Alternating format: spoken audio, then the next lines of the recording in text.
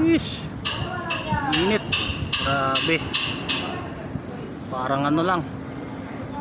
Parang nasa Pilipinas lang din. Ayun oh.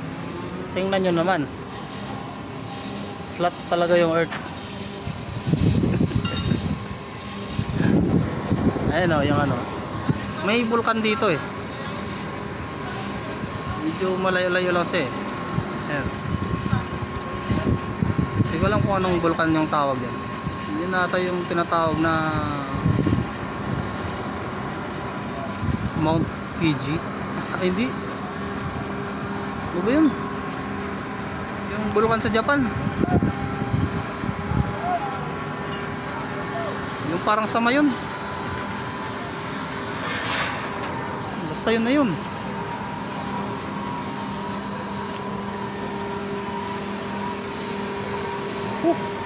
Nangunguya ako lang pala sa taas.